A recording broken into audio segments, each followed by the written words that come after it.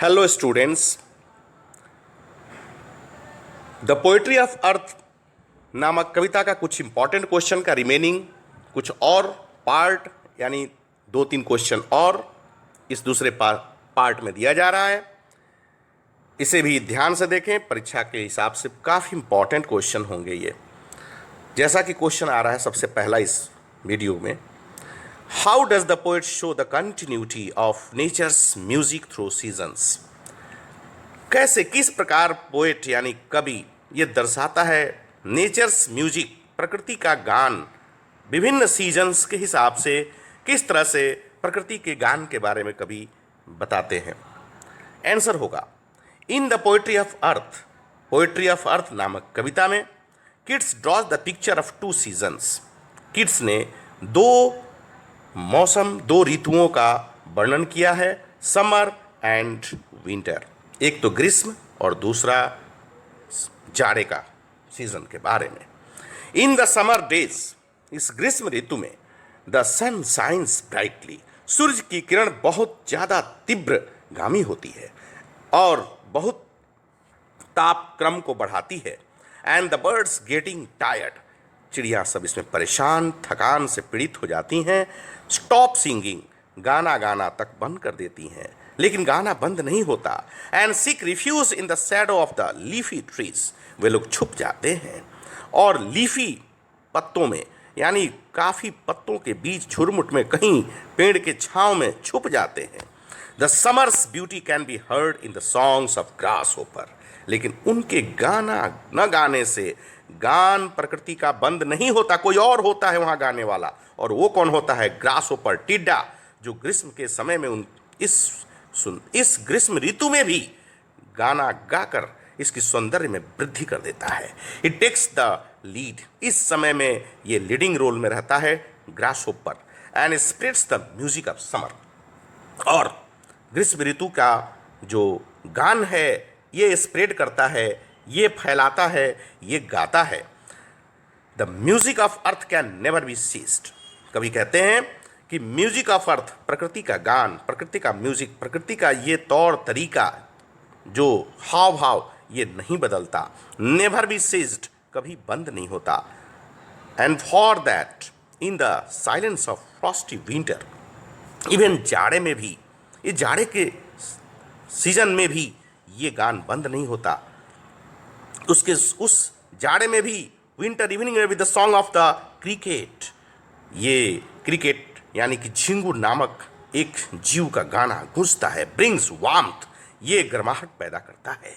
The joyous songs of cricket, cricket का मधुर गीत, एक झिंग झिंग झिंग की आवाज़ refresh the pale lifeless winter, इस लाइफलेस जो जीवन का क्षय मानो हो गया हो, जीवन मानो खत्म हो गया हो, लाइफलेस विंटर में भी बेजान में जान फूंक देता है इनटू न्यू एनर्जी, एक नए ऊर्जा के साथ, नए तरंगों के साथ। इन दिस वे कहा जा सकता है, इस प्रकार से नेचर्स म्यूजिक नेवर सीजेस, कि प्रकृति का गीत, प्रकृति का गान कभी थमता नहीं, कभी भी नहीं रुकता।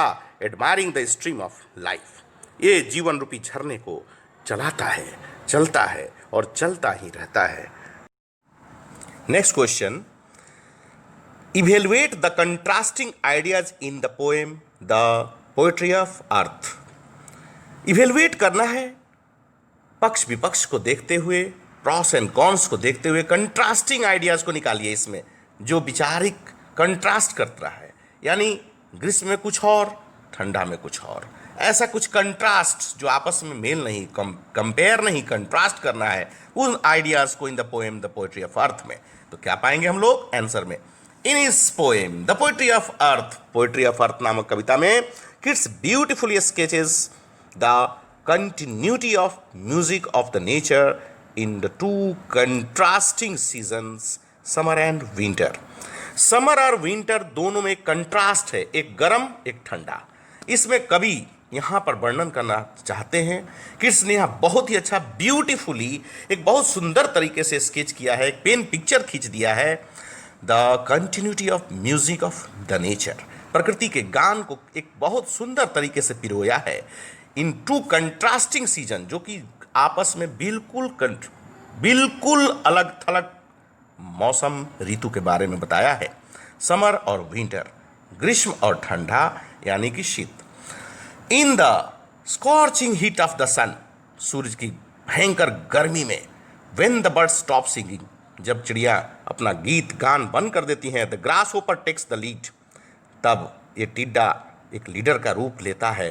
And it carries the music, और इस म्यूजिक को संभालता है, गान उस समय भी बरकरार रखता है।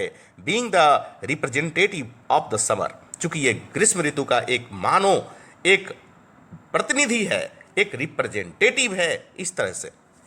वाइल इन विंटर इवनिंग, जैसे ही शाम ढलती है, the joyous songs of the cricket, तो क्रिकेट का सुंदर गीत, लुभावना गीत, ये झिंगुर का झिनझिनाहट वाला गाना शुरू हो जाता है, रिफ्रेश कर देता है, तरोताजगी ला देता है। द पेल लाइफलेस, जो जीवन विहीन में भी जान ला देता है, बेजान में जान सा ला देता है विंटर में।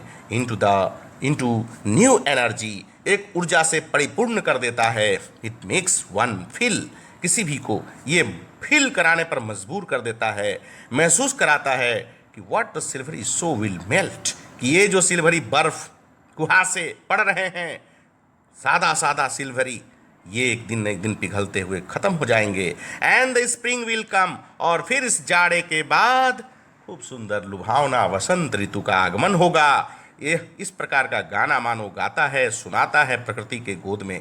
The song of the cricket, जो क्रिकेट का गीत है, फॉलोज द ग्रास होपर, और ये लगता है कि मानो ग्रास होपर के द्वारा गाया जा रहा है, लेकिन नहीं। और ग्रास होपर फिर इसको गर्मी में गाता है, to admire the continuity of the stream of life, और दोनों ही एडमायर करते हैं, दोनों ही मानो प्रशंसा कर रहे हों, प्रकृति की गान कर रहे हों, प्रकृति की गुणगान कर रहे हों कि ये प्रकृति का ऐसा ही जीवन, इस तरह से ही इसका लाइफ, ये प्रकृति का रूप चलता रहेगा, ये चक्र चलता रहेगा, ये थमेगा नहीं, ये एक झरने के समान निरंतर जल प्रवाहित होता रहेगा। जीवन रूपी झरना चलते रहेंगे, चलते रहेंगे। हेलो स्टूडेंट्स, अब एक क्वेश्चन जो this one is the last question and answer of this poem. What is the theme of the poem the poetry of earth? Poetry of अर्थ नामक कविता का थीम, मूल भाव, कवि का कहने का क्या मीनिंग है, क्या यथार्थ के पटल पर क्या कहना चाहता है कवि, मूल भाव क्या है? नेक्स्ट क्वेश्चन का ये आंसर होगा। The theme of the poem, कविता का मूल भाव, द पोएट्री ऑफ अर्थ का revolves around the nature, nature से जुड़ा हुआ है, नेचर के इर्द गिर्द घूमता है। Nature is full of music, nature is full of music यानी परिपूर्ण है। नेचर परिपूर्ण है गान से, स्वर से, म्यूजिक से, धुन से। प्रकृति का एक धुन है अपना, which is played through out the year, जो पूरे साल चलता है, पूरे बरस चलता है, चाहे वो कोई भी सीजन हो, इरिस्पेक्टिव ऑफ सीजन्स। जैसे रिस्पेक्टिव, जिस प्रकार से सीजन्स आपस में जब बदलते रहते हैं, आते रहते हैं, ये चक्र चलता है, गान भी बदलता है और चलते रहता है, लेकिन रुकता नहीं। The continuity of the music, ये म्यूजिक का जो कंटिन्यूटी है, जो चलना है, बरकरार है, जो चल रहा है लगातार, of the nature is not affected, ये प्रभावित नहीं होता, ये बंद नहीं होता बाय द हॉट सन, चाहे वो ग्रीष्म का ऋतु हो, भयंकर चिलचिलाती गर्मी हो, या फिर फ्रॉस्टी एटमॉस्फेयर ऑफ विंटर, या फिर भयंकर कुहासे और बर्फ पाले पड़ रहे हो जाड़े का, लेकिन चलता है। ग्रास ओपर, जो ग्रास ओपर है, जो टिड्डा है, फतिंगा है, बिकम्स द लीड, ये गर्म के समय में ये लीडर का काम, ये आगे बढ़कर गाना गाता है, सिंगर बनता है इन समर, एक गर्म के समय में, समर सीजन में। वाइल क्रिकेट प्लेज, जबकि cricket plays its role, cricket अपना रोल अदा करता है, अपना भूमिका अदा करता है इन विंटर में। The cycle of seasons revolves with cycle of the music, ये साइकिल ऑफ म्यूजिक के साथ सीजन बदलते रहते हैं। और डिलीवर बाय द इंसेक्ट्स, और ये साधारण से लगने वाले, साधारण से दिखने वाले कीड़े ऐसे गान करते हैं। दस the continuity of the poetry of अर्थ, इस प्रकार से पोएट्री ऑफ अर्थ का लगातार चलना ये चलते रहता है, ये चक्र कभी थमता नहीं, गोस ऑन अनइंटरप्टेड, बिना रोके चलता है। द नेचर इज अनलिवेन, ये प्रकृति कभी थमती नहीं। थ्रू आउट द ईयर, पूरे साल, पूरे अंतराल में, with the musical tone of the participants, इसमें डिफरेंट टाइप के पार्टिसिपेंट्स बदलते रहते हैं, आते रहते हैं, गान करते रहते हैं। एंड दस the poetry of earth continues, और पोएट्री ऑफ अर्थ चलता रहता है। पोएट्री ऑफ अर्थ यानी कविता, ये गान, ये स्वर, ये चलते रहता है। प्रकृति का अपना धुन चलते रहता है, कंटिन्यूज चलते ही रहता है। जैसे बरसात में मेढक लोग आते हैं, लेकिन इस कविता में सिर्फ ग्रासहोपर, और गर्म के समय में ग्रासहोपर की बात की गई है, और जाड़े में सिर्फ और सिर्फ क्रिकेट की बात की गई है। लेकिन ये धुन रुकता नहीं, चलता है। प्रकृति चलती है, रुकती नहीं है, थमती नहीं है। यहाँ पर जीवन थम जाते हैं, लेकिन प्रकृति नहीं थमती, किसी का इंतजार नहीं करती, चलती है, बस चलती है, चल रही है। Thank you. नेक्स्ट वीडियोज़ में फिर हम लोग और बहुत सारे क्वेश्चन लेके आते हैं। Thank you, God bless you.